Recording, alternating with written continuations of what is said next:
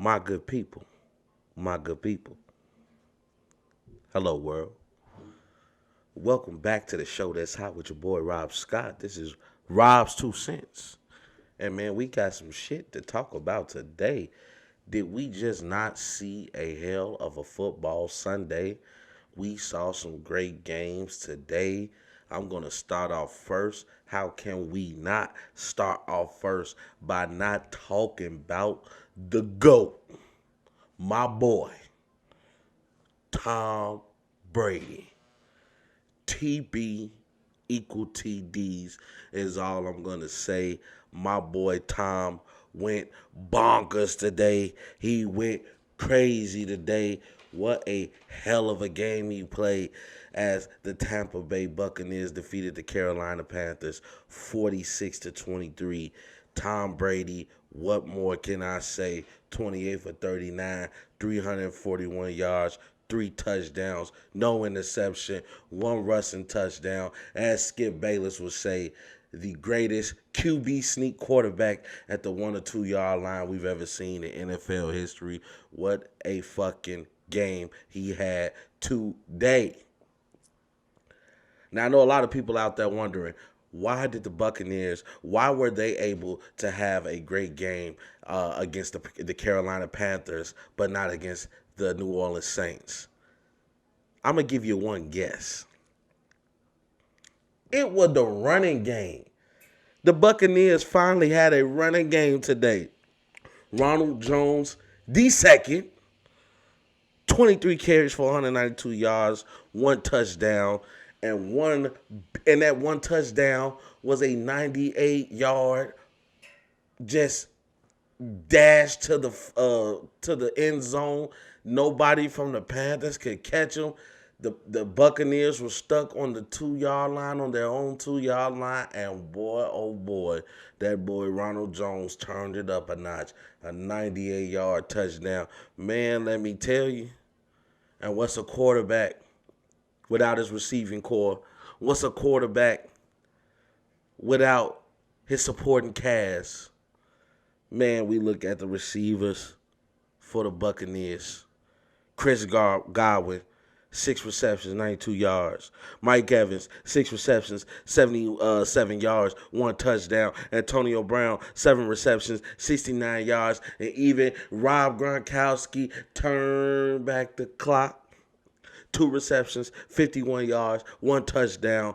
Man, this is the offense that teams were scared of. This was the offense that people pictured when they saw Tom Brady going to the Buccaneers. That saw Tom Brady was going to be allowed to have all of these weapons, and then you allow him to add an Antonio Brown to this roster who has a lot to prove. Ladies and gentlemen, if the Buccaneers can play like this offensively for the next couple of games, leading into the playoffs, leading into the Super Bowl, the Buccaneers are going to be a real threat for whatever opposition is in front of them. Tom Brady is the GOAT. Simply put, TB equal TDs. He put on the show today. Now, the Panthers, of course, they tried. You had Teddy Bridgewater. He was 18 for 24, 136 yards, 2 touchdowns, 1 interception. The only real bright spot for the Panthers today was DJ Moore, who had 4 receptions, 96 yards, 1 touchdown. The Panthers did not have Christian McCaffrey, injured shoulder, no show. Didn't show up, wasn't participating in practice. So we kind of already knew that he was not going to participate in this game. And they were definitely missing him today as their run game was non-existent. What a hell of a game put forth by the Buccaneers. We've seen Tom Brady historically do this before in the past, where he'll lay a stinker like he did against the Saints with no touchdown, 3 interceptions, and then come back and look like the Tom Brady of old, look like the GOAT. And he just continues to make. You guys got to remember, Tom Brady is 43 years old. And he is out there still playing like he has something to prove. 6 Super Bowl titles, 9 Super Bowl appearances, 6 titles. What more does Tom Brady have to prove? However, if Tom Brady can win another Super Bowl with another team, then it's going to be a long time before we put somebody in the GOAT conversation against him again. The only person I can see right now uh, that I can see having that type of career, that those type of accolades is Pat Mahomes, but even he has a lot to prove today. However, Kansas City did have a bye week this week. They did not participate, neither did the Cowboys, so they were at home resting. Definitely excited to see Pat Mahomes will be playing next Sunday against the Las Vegas Raiders. As we know, the Raiders are the only team to put a loss on their record. So that's going to be interesting. But we just have to give Tom Brady his flowers while he's here. He has simply put the GOAT, 43 years old, still playing like he's 24 years old. Tom Brady, I salute you, sir. And might I add, he is only one touchdown behind Drew Brees for most completed touchdown passes of all time at 564. Drew Brees at 565, which brings me to the Saints defeating the 49ers today. Drew Brees had to leave in the second quarter, however. Injured ribs. Old guy. Didn't quite get that protection he needed. Got hit very hard today. That hit did result in a penalty, but it also put Drew Brees out of the game, and he did not come back in the second half. However, he had that boy Taysom Hill come in. He only did 8 carries for 45 yards. Jameis Winston came in, had 63 yards passing. Most important thing though was Jameis Winston 0 interceptions. That is what they need him to not do. They don't need him to turn over the ball. So kudos to him. That's what they need him to do, I should say, is not turn over the ball. So kudos to Jameis Winston for coming in and trying to hold up for the injured Drew Brees. However, the talk for the Saints right now has to be with Alvin Kamara. Alvin Kamara is probably the best offensive player in the league right now. He's going crazy. He had 2 rushing touchdowns today, 1 receiving touchdowns, 3 touchdowns on the day. So he definitely gave his team a lift, tried to help them out while the Saints are trying to lick up their wounds. So right now, the Saints are looking like they are in trouble because even though they own the tiebreaker with the Buccaneers, you cannot afford Drew Brees to be injured. Now, luckily for you, Kamara was able to pick up the slack in the second half and was able to keep the Saints above water and their defeat against like I said, a very, very decimated team in the San Francisco 49ers due to COVID. Right now, they are very depleted. But hey, like we always say, you must play who's in front of you. And that's what the New Orleans Saints did as they were able to hold on to get the win. As we just finished seeing the Sunday night game with the Patriots versus the Ravens, Patriots won.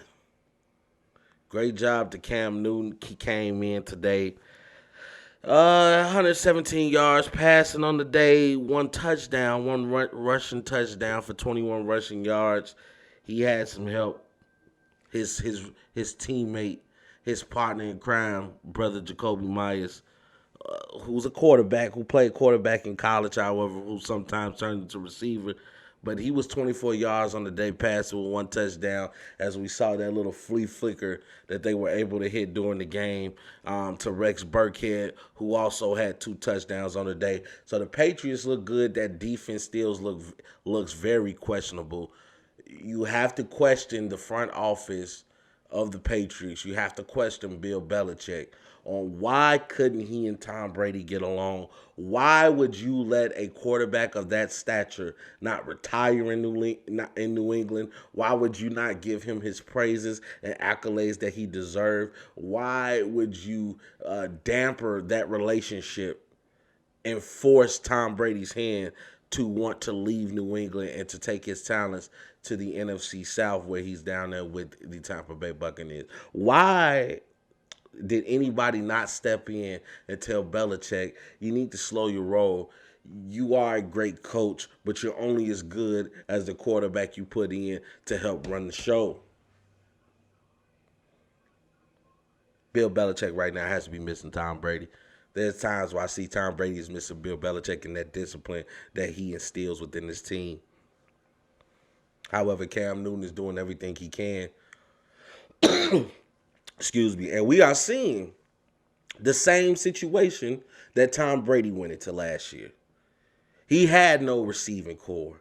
He had no people there to catch the ball. I don't care if Joe Montana comes back out of retirement without any great receivers to throw to. There is no way in hell you can let a great quarterback show off their talents. Luckily for them, Cam is a mobile quarterback. Cam can make some things happen, even when it seems impossible. So the Patriots are able to squeeze that win in tonight, just like they were against the Jets on last Thursday, last Monday, which is a game we didn't get a chance to talk about. But the Patriots also beat the Jets, so now their record is at 4-5, and they are trying to come up in the world, but I doubt that they make it to the playoffs right now. What the Patriots want to do is try to at least end the season on a winning note, one game behind 500.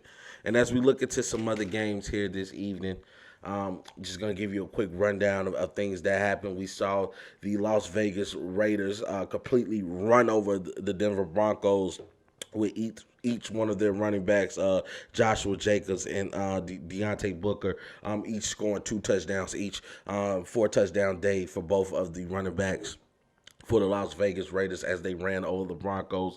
And then we look at as the Los Angeles Rams defeated the Seattle Seahawks. Russell Wilson, again, looking very shaky on the day. 2 interceptions thrown today.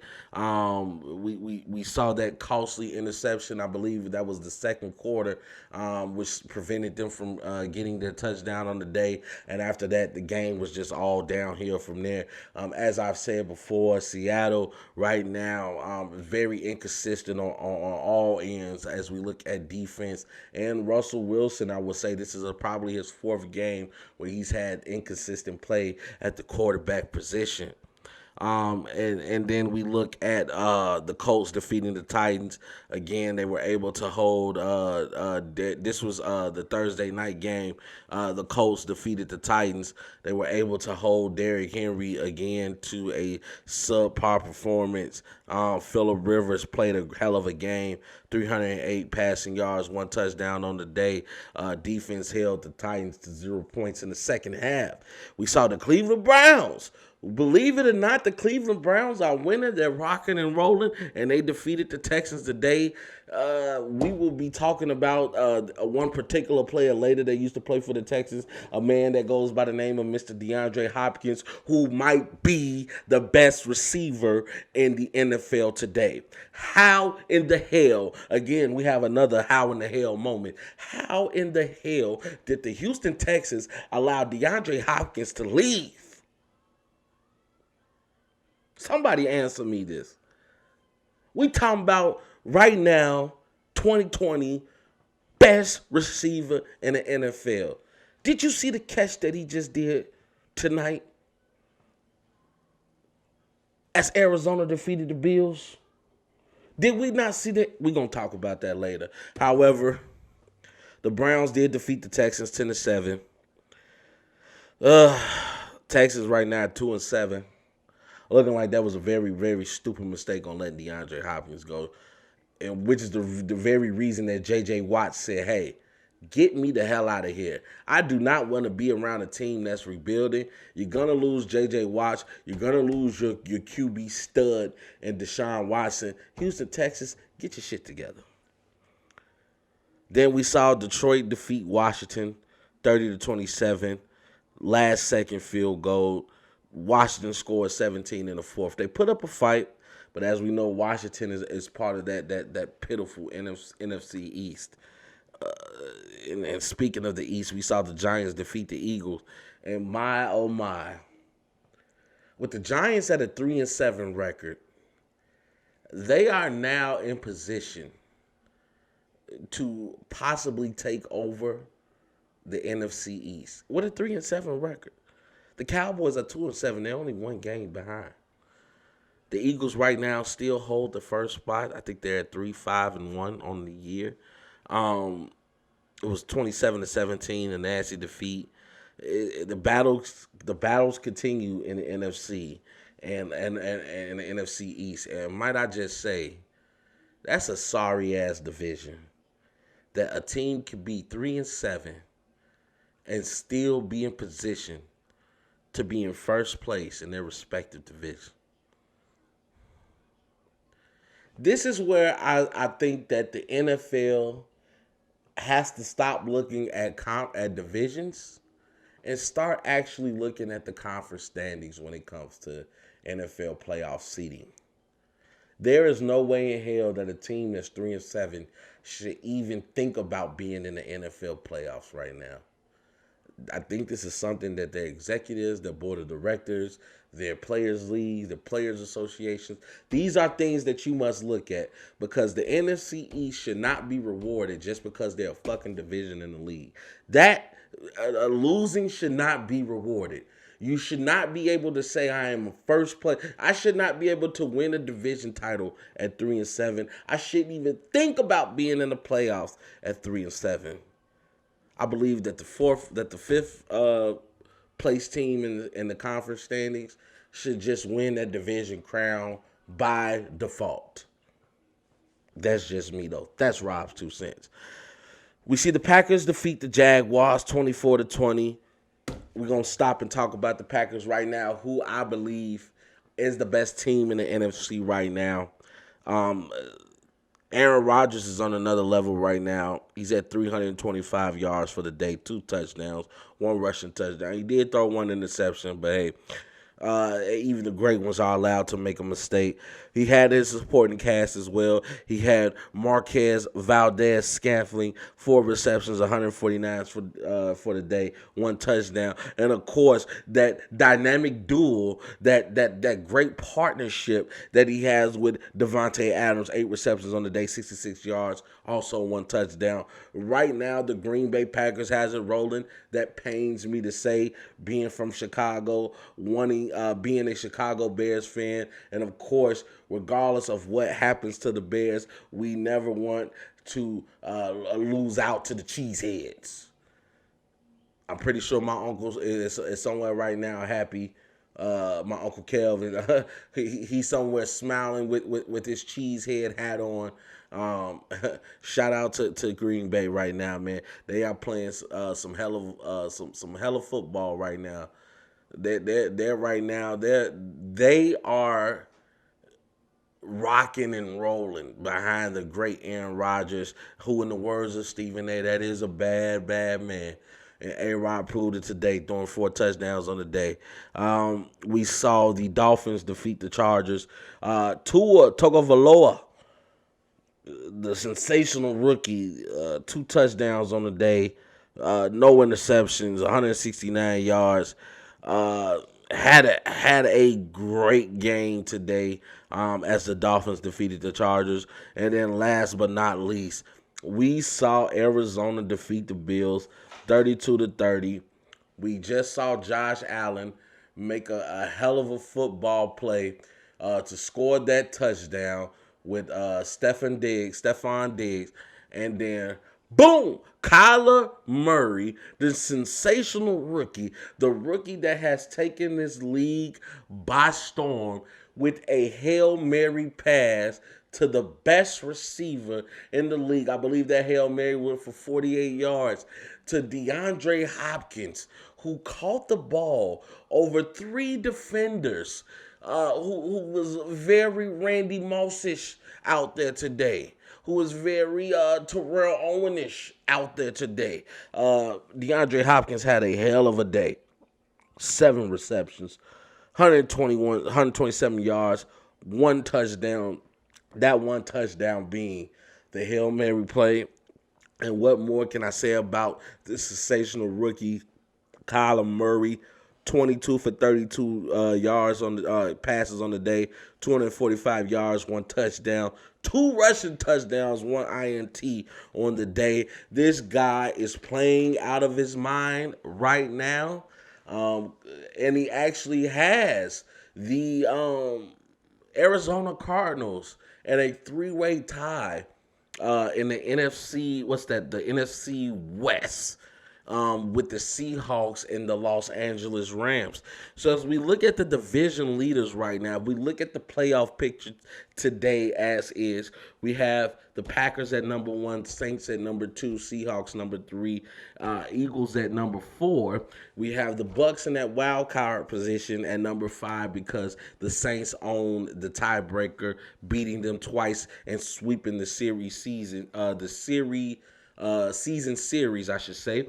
And then the Arizona Cardinals and the Los Angeles Rams again in a three-way tie with the Seattle Seahawks for first place in the NFC West Division. So right now, it is shaping up to be a fight to the finish. It would be great to see the sensational rookie be able to take the Arizona Cardinals to the playoffs, back to prominence. And then we look at the AFC. We have the Steelers today, who, by the way, won their game today. Big Ben, 4 touchdowns on the day. He was sensational against the Cincinnati Bengals. Big Ben right now has the Steelers rocking and rolling. The run game was non-existent. They relied all on Big Ben's arm today, and he came through in the clutch. Steelers right now 9-0, only undefeated team in the NFL, and number one in the AFC division. Kansas City Chiefs, who I believe is the best team in the NFL right now, behind the sensational Patty Mahomes, who I also believe is the reigning and defending MVP, or should I say, the up-and-coming MVP of the league, who will be taking the title from Lamar Jackson. We have the Bills at number 3, who we just saw lost to the sensational rookie Kyler Murray. We have the Colts, however, slide in that 4th spot. They're starting to make some noise. Phillip Rivers had those boys out there playing right now, and they're playing with some belief in themselves. They're playing with some confidence, and right now the Colts are looking like a sleeper team in the AFC. We have the Ravens in that 5th wild card position, and then we have the Raiders, the Las Vegas Raiders, to round out the 6th spot, to round out the rest of the wild card, and then also Tua, the sensational rookie from Alabama, who right now getting a start right now with the Miami Dolphins. He has them primed up and ready to go to make a possible playoff push, as he's sitting in that number 7 spot, I believe tied at 6-3 as well. So right now we have some interesting matchups in the NFL. I'm definitely interested to see how this is going to play out in the end. I do believe if we're speaking ahead of the game, we look in the NFC Championship game. I believe we're going to see the Tampa Bay Buccaneers versus A-Rod and those Green Bay Packers to see who's going to get a chance to win go to the Super Bowl. And I believe we're going to see Patty Mahomes. And you're going to be surprised when I say this. I don't see the Steelers in that mix. I actually see Patty Mahomes possibly versus the Ravens. Even though the Ravens have been inconsistent, we all know that team has a tendency to get hot, and I would love to see Pat Mahomes versus Lamar Jackson in the AFC Championship game to determine who's going to go to the Super Bowl, in which I believe it'll be the Chiefs versus the Packers in the end, with the Chiefs ultimately winning the NFL Super Bowl 2020. You heard it here first. Robs2Cents. Let's go right into basketball. We have a lot to talk about with basketball. We got some official dates, as I mentioned in the first episode of Rob2Cents. The NBA season is going to be starting December 22nd. And it's looking like it's going to be a Christmas game. We're going to have the Christmas opener with the Golden State Warriors versus the Los Angeles Lakers. And as we begin to talk about the upcoming draft that's going to be happening November 18th, we also just found out that NBA trade talks can begin tomorrow on November 16th. And speaking of NBA trades, it looks like the Lakers have already pretty much landed their first trade. I wouldn't call this a blockbuster. However, when we talk about the supporting cast, when we talk about your role guys, Nobody fits the mold better than a Dennis Schroeder from the Oklahoma City Thunder. It looks like the deal is almost finalized to send Dennis Schroeder or Dennis Schroeder, however you want to pronounce his name, to the Los Angeles Lakers for Danny Green and the Lakers' 28th draft pick.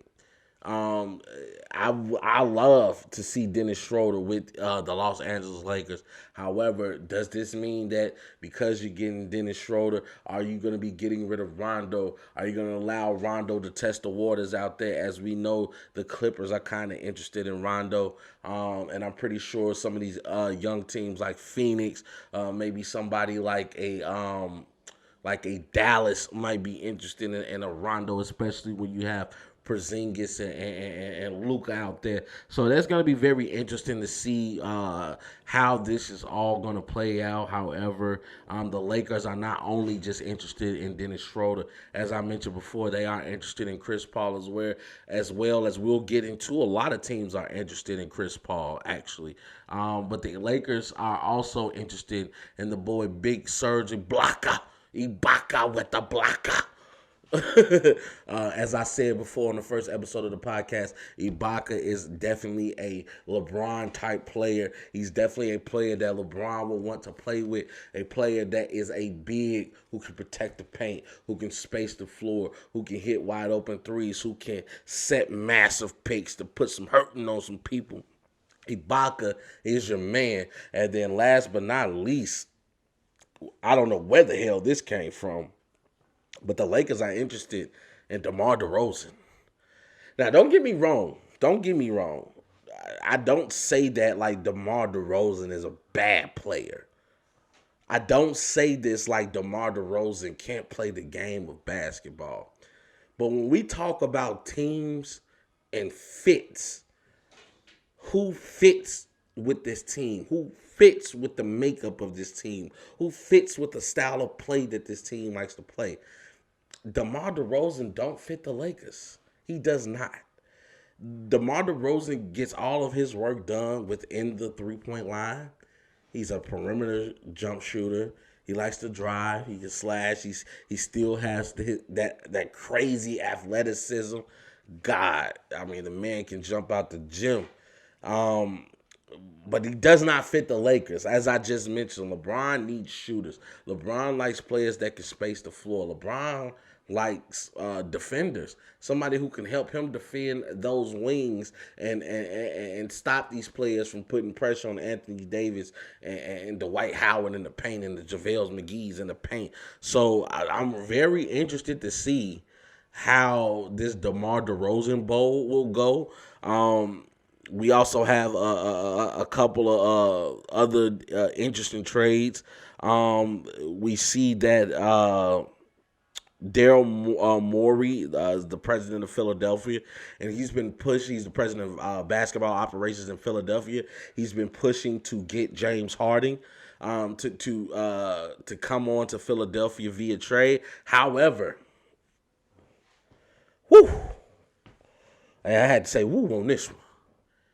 The Brooklyn Nets. The Brooklyn Nets are trying to land James fucking Harden. Wow. You want to talk about shaking up the league? You want to talk about immediate impact? You want to pair up Kevin Durant with Big Game James again, along with the Kyrie and the DeAndre Jordan there? Now, I know that some people right now like, hey, Rob, hold your horses. James Harden is an ISO player. He likes to dribble, shoot. Step back, shoot. Dribble, shoot. Euro step, shoot. We know what we know what James Harden likes to do. But James Harden has kind of had to take on that role of being that type of player with the way that Houston is made up, because their offense tends to get stagnant sometimes. They tend to get in awe of James Harden, or they tend to rely so much on that three-point shot that they would indeed just stand in the same place, allow James Harden to maneuver his way around the court, and hope that he can pass them the ball if they get open. I believe James Harden is a player that can adapt. I mean, he's an MVP. He's probably one of the best offensive players that the NBA has ever had. And now you're going to put him with a 7-foot monster that we know is KD, who is just God-gifted height, God-gifted shooting ability, God-gifted dribbling ability. KD right now can be one of the most dangerous players in the NBA. We know he's coming off an Achilles injury. I've seen some of his practice videos. KD looks like he has not lost a step. And he's coming back with a Kyrie who looks to have something to prove, who hears all the murmurs, who hears all the bickering and all of the media saying that, hey, you're a cancer to a team. Did you see what the Boston Celtics did without you? They almost made it to the NBA Finals. They made it to the Eastern Conference Finals without you. And the only reason they lost is because they went up against a juggernaut that's known as the best player in the league today, LeBron James. Man, let me tell y'all this. If the Brooklyn Nets can pull off this James Harden trade and get James Harden to the Brooklyn Nets. Now, I already have the Nets coming out of the East. I'm sorry, Milwaukee, Philly, Boston. Those are the only teams that I can think of being great in the fucking Eastern Conference. And the Eastern Conference is trash. Let's just be real. But I already have the Brooklyn Nets coming out of the East. And then you add a James Harden to that already stacked team. Now, I know the Brooklyn Nets, they do have a couple of pieces they will have to get rid of. Notable pieces, Karis LeVert and Spencer Dinwiddie. But let's just be real. Those players, I'm sorry. I love Karis LeVert and I love Spencer Dinwiddie. But if I can get a James Harden, you can have both of them. Simple as that. I'm interested to see. Let's see how good this executive is for the Brooklyn Nets to see if he's able to pull this off. We also, as far as the Lakers are concerned, we don't know if AD is going to sign his extension. We don't know if Milwaukee is going to sign, if Giannis Antetokounmpo is going to sign his extension with the Milwaukee Bucks. Also, as we know, Russell Westbrook wants out of Houston, and it's probably looking at, I don't think he can go to another team with another superstar just based off his style of play.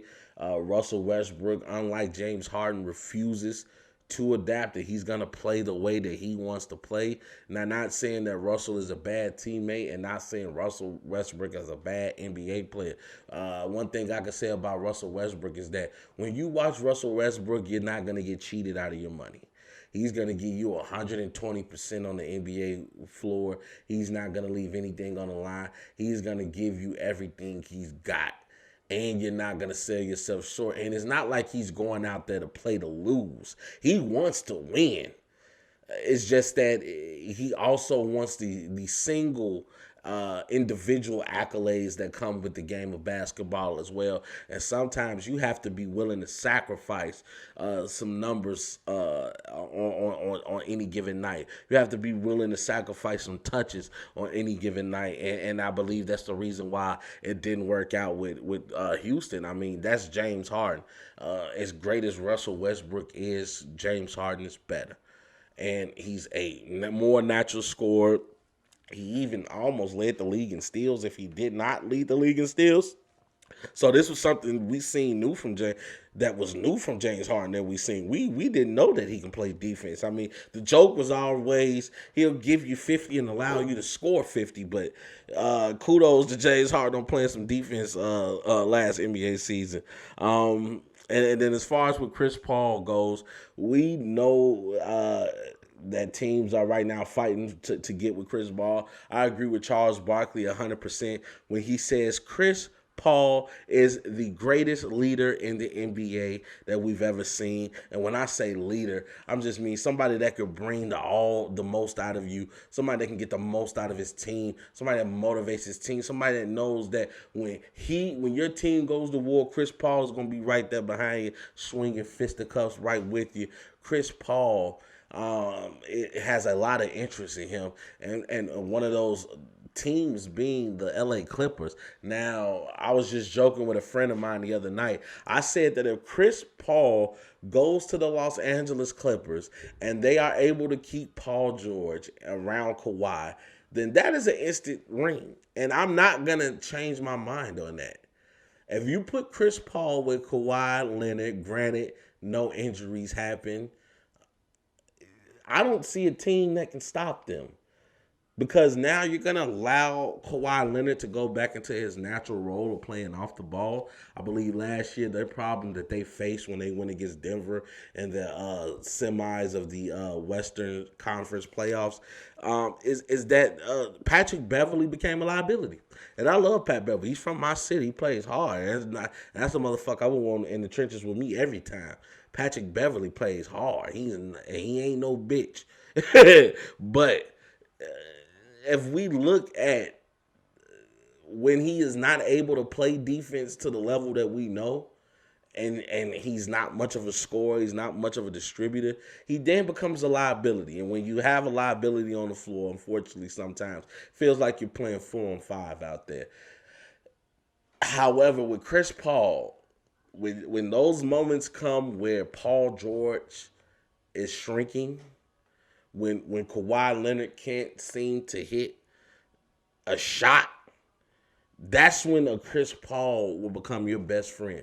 That's when you will welcome the thought of having a teammate like a Chris Paul. Somebody that can help you pick up the slack and scoring. Somebody who can just give the team that pep talk, give the team that edge to know that, hey, regardless of what's going on right now, we have to stay locked in. We have to stay focused on the prize. Shots will fall eventually. Right now, we have to control the things that we can control. We have to keep playing defense. We have to keep running our offensive sets, and we have to beat these players to the spot. That is what you need in a general, and that is what you get with Chris Paul, and I stand on that. If Chris Paul goes to the Los Angeles Clippers and they are not significantly hurt or their team is not significantly depleted trying to make a trade to receive a Chris Paul, if you're able to keep a Morris on that bench, a Marcus Morris on that bench, if you're able to keep I know you're not going to be able to keep a Lou Williams, but if you're able to keep a Montrezl Harrell, oh my God, we're talking about a ring for the Los Angeles Clippers. You heard it here first. This is Robs2Cents. We're just going to have to stay tuned to what the NBA is going to present to us. Again, dates to remember: November 16th, trade discussions; November 18th, NBA draft; November 20th, we would then have those free agent talks, and then the game will be starting right on December 2nd. Things are going to be here. The season is going to be starting up right before we know it. I'm just ready to sit back and enjoy the show as we get prepared for the upcoming NBA season. And then last but not least, we have to go on to wrestling, y'all. I love my wrestling. And we're going to talk about the WWE right now.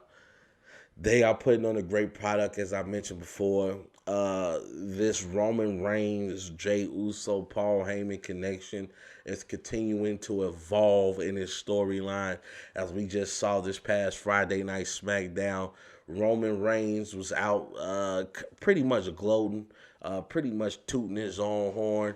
And was interrupted by Drew McIntyre from Monday Night Raw, who is going to have an opportunity to face Randy Orton on tomorrow or today, whenever you see this podcast, on this upcoming Monday Night Raw for the WWE Heavyweight Championship.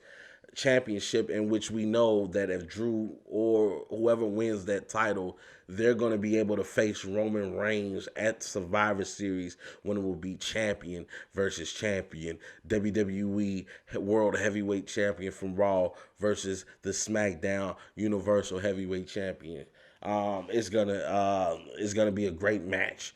Um, I hope Randy Orton comes out on top. However, it will be interesting if Drew wins to see if he could beat Roman Reigns, because they was talking some shit to each other. Uh, and as they in the midst of them talking shit to each other, Jay Uso came out to defend his cousin, to defend his family, to defend their pride, to defend their respect. He felt disrespected by Drew McIntyre and proceeded to make a match, to challenge him to a match, which was the main event on Friday Night SmackDown. And Roman Reigns didn't like that shit one bit. I mean, oh my God, he literally cursed him out like a little kid. They got to the back, to the locker room in the back, and Roman Reigns proceeded to let Jimmy know, you don't run shit. You need to keep your mouth shut. You need to stay in a child's place and stay out of grown folk business. Roman Reigns let Jay Uso have it. And all Jay Uso could say is, I'm going to take care of it. I love this. Roman Reigns right now is working that heel role, that heel gimmick. I mean, shit, I never thought that I would like Roman Reigns as much as I like him now. He is on top of his game right now. And then we look at what else happened on SmackDown. We saw we still don't know who the fourth member for Team SmackDown is going to be in the Survivor Series matchup. We also saw Sami Zayn versus Apollo Crews for his Intercontinental Championship, in which he retained. SmackDown wasn't really as exciting as it has been in the past. We did see the main event with Drew McIntyre versus Jay Uso, in which Drew McIntyre was able to catch him with the Claymore, secure that victory. Him and Roman Reigns had a little face-off again. Roman Reigns being Magic told Drew, until you get a championship, I think you need to get one of these first before you come talk to me. I mean, talk your shit, Roman. Talk your shit. Definitely can't wait to see. Going to be tuned in to see how that's going to play out on Monday Night Raw. We also saw on Monday Night Raw, we saw the Hurt Business, Shelton Benjamin and Cedric Alexander. They have an upcoming tag team match versus the New Day for the tag team belts. Like I said, I would personally like to see them win that match. That'll be happening this Monday night on the upcoming Raw, to have them as tag team champions along with Bobby Lashley as the United States champion. That will put some real significance on the Hurt Business. It would definitely help them in their case to be the most dominant team in the WWE today. We also saw Sasha. I'm sorry, we saw that on SmackDown. We saw Sasha defend her title against Bayley last SmackDown.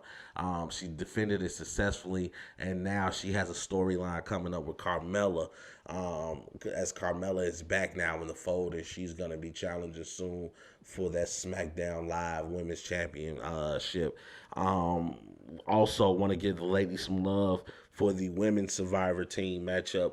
For Team Raw, we're going to have Nia Jax, Shayna Baszler, who are the WWE Women's Tag Team Champions right now. We're going to have Dana Brooke, Mandy Rose, and Lana. And the interesting thing with Lana is I don't see if she's going to make it to Survivor Series, considering the fact that for the past 7 weeks, Nia Jax has been pretty much Samoan, dropping her through an announce table. It hurts me to watch Lana get hurt. Wow. It's going to be interesting to see how that dynamic is going to work with the ladies of Team Raw. Also, we know that Dana Brooke and Mandy Rose want to challenge Shayna Baszler and challenge Nia Jax for the WWE Women's Tag Team Championships. So it's a lot of dissension going on between the ladies of Team Raw, and then we look at Team SmackDown. We have the EST of WWE, Bianca Belair, Ruby Riott, and Liv Morgan, two members uh, of the women's Survivors SmackDown Survivor Series team have yet to be decided yet. As far as for the men, the Survivors team match, I'm kind of thinking that they might have the Undertaker be the fifth member for Team SmackDown. As we know, SmackDown holds a special place in his heart, and considering the fact that the Undertaker is retired, this will probably be his last major appearance as the Dead Man, as far as in full character, full circle again. Back in 1990, Undertaker made his debut as the Undertaker in the WWE at the Survivor Series back in 1990. So I'm thinking he might be the fifth member for the men for the SmackDown Survivor Series team. Also, we saw on Monday Night Raw a segment with Alexa Bliss and Nikki Cross. As we know, they were former teammates, former women's tag team champions. Alexa Bliss now showing her loyalty to the Fiend tenfold, as Alexa Bliss, Nikki Cross kind of came back there and told her, "Hey, you have to make a choice. It's either me or the Fiend," and Alexa Bliss chose the Fiend. Simple as that. So we have some interesting dynamics coming up with WWE. Hopefully, at the Survivor Series, the show picks up a bit. Right now, I believe that the storylines have kind of slowed down until we get this pay-per-view out the way, because you know they make a big deal of Raw versus SmackDown. However, if we go to AEW, we got a lot of shit brewing over there. We had an amazing AEW Dynamite show called Dynamite on Wednesday. That's their weekly television show name, AEW Dynamite, over there on the TNT network. We had Kenny Omega, who's finally cutting his promos, who's getting ready to go against Jon Moxley, who kind of quietly said that he was kind of going back to his cleaner role, as we talked about that he had in New Japan Wrestling. So I cannot wait to see this match with Kenny Omega and Jon Moxley. They will be fighting on December 2nd, which will be the first AEW Dynamite in December. So that's going to be a great heavyweight championship match. I would really like to see Kenny Omega win, even though I love Jon Moxley.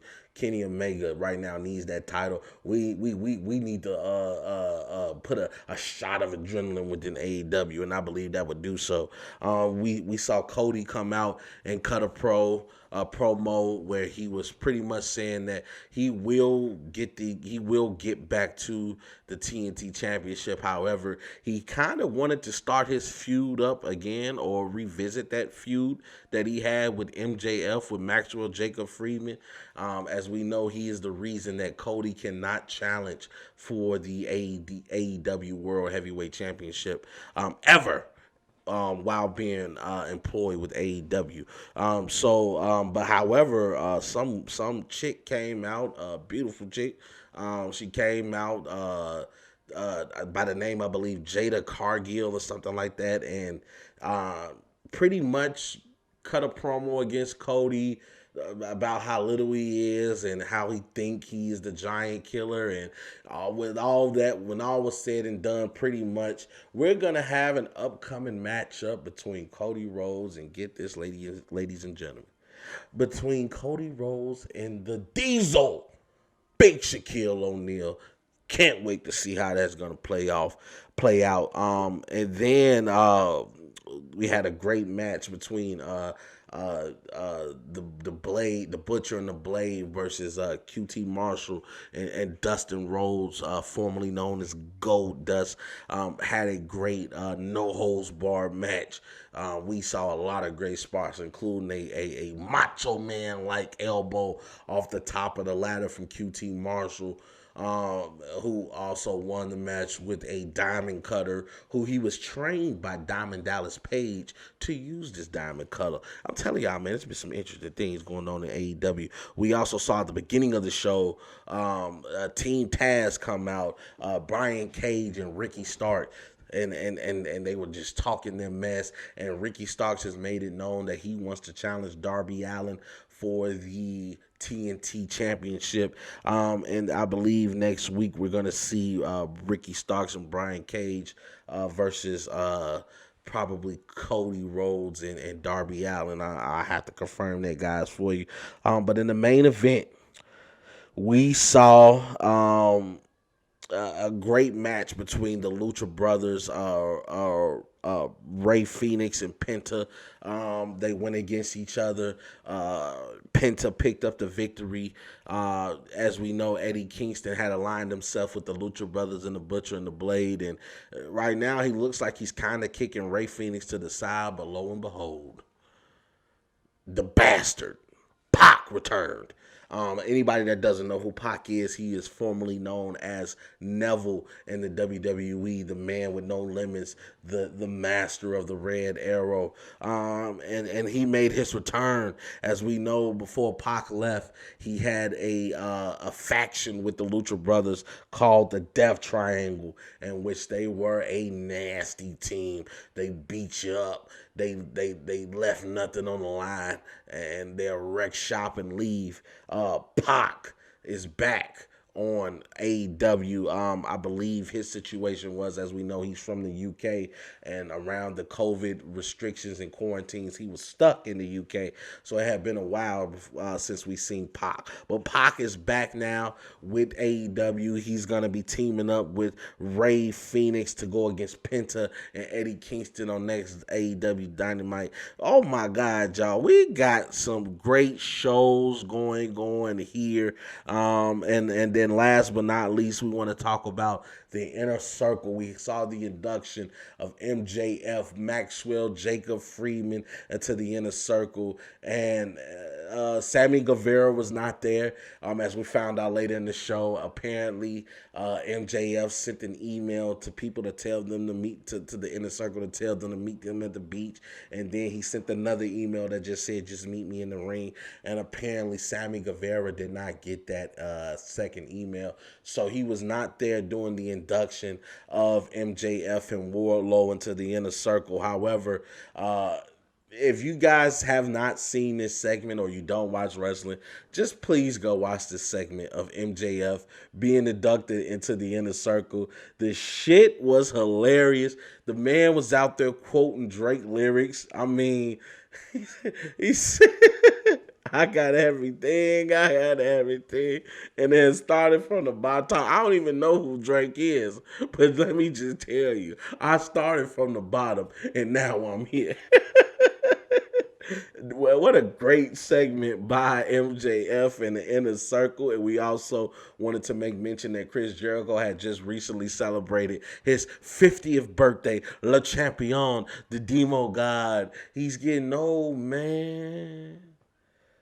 As we know, first ever AEW champion, first ever WWE Undisputed champion, Chris Jericho is a Hall of Famer, first ballot. We don't need to mention his accolades. You should already know him. And then in the back, of course, MJF informed Sammy Guevara that he had a ticket as well, considering the fact that he just bought everybody in the Inner Circle tickets to go to Las Vegas on this upcoming week. So it was an interesting show on AEW Dynamite. I had a great time. It's very entertaining. As I mentioned before, it gives you that old school wrestling feel, that 90s, late 90s, early 2000s feel of that Attitude Era. You just don't know what the fuck to expect with AEW. And ladies and gentlemen, that brings me to the end of my show. I hope you guys enjoyed it. I've enjoyed it. Second episode in the very much loved show of Robs2Cents. As I mentioned before, this was the start and the beginning to a very beautiful relationship, and I'm loving how this relationship is thriving. I hope you all have a great day, great evening, and remember, continue to be great. And we gone.